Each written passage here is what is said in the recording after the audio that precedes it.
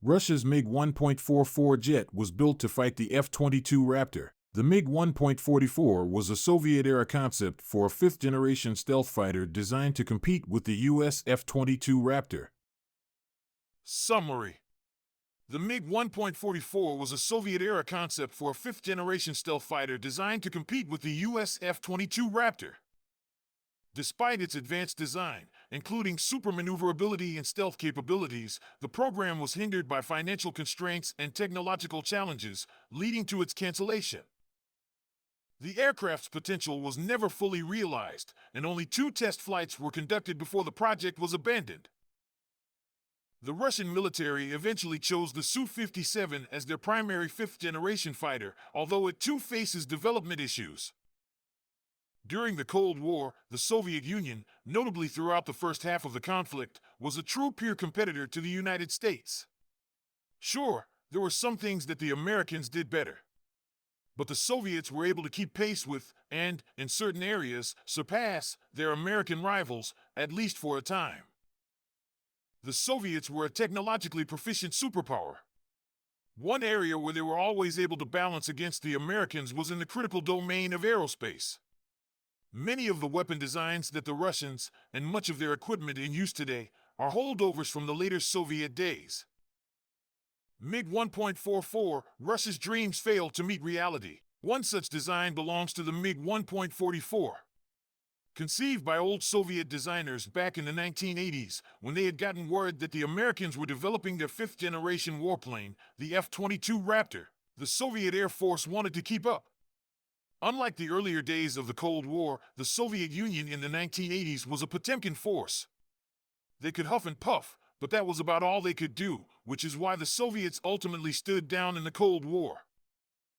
Nevertheless, Soviet designers started cooking up their own fifth-generation warplane.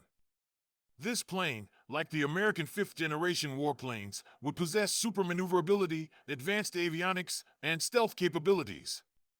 Designed to replace the Sukhoi Su-27, the Soviets awarded Mikoyan, the company that produces the MiG fighter series, the contract to develop the MiG-1.44 concept. There were 2 versions produced, the MiG-1.42 and the MiG-1.44, but the latter is the more important of the 2. The MiG-1.42/.44 concept plane was designed to travel at a top cruising speed of about Mach 2.6. The MiG-1.44 could also shoot missiles backwards to help win intense dogfights with American warplanes. What's more, it was supposed to have an internal weapons bay. The demonstrator version of the MiG-1.44, however, lacked the internal weapons bay. This can best be explained by the fact that at no point during the design of the MiG-1.44 did Moscow ever have the funds required to make such a whiz-bang, next-generation system work. The Soviets simply could not keep up with the Reagan-era defense buildup. Capitalizing on advances in computer technology that occurred in the late 1970s, as well as the economic dynamism that former President Ronald Reagan's excellent domestic policies had unleashed, the 40th president engaged in what many of his detractors referred to as military Keynesianism.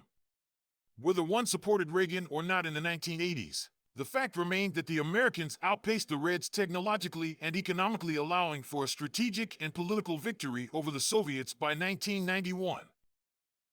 The MiG-1.44 was one of the many victims of the Soviet failures in the 1980s.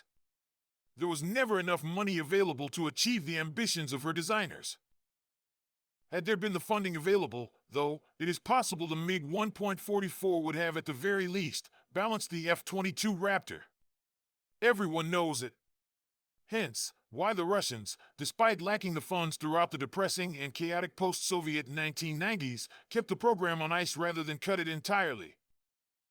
If they ever had the funds and resources again to make the MiG-1.44 work, Russia could have revolutionized its air force.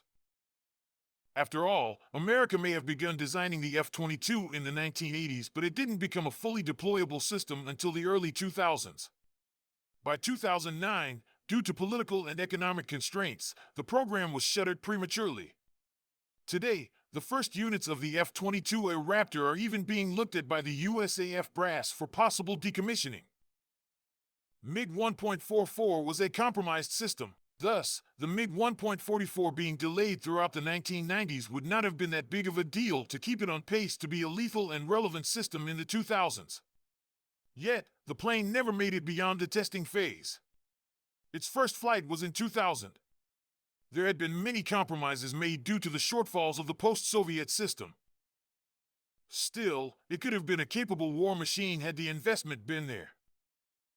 Russia, however, lacked the capabilities to reliably mass produce and maintain their version of the F-22A Raptor. So, even if the Russians had consistently committed funding and the requisite resources for the program, it would have been for naught if they could not maintain the program in the long run. Ultimately, two major test flights were conducted on the demonstrator version. Afterward, it was abandoned.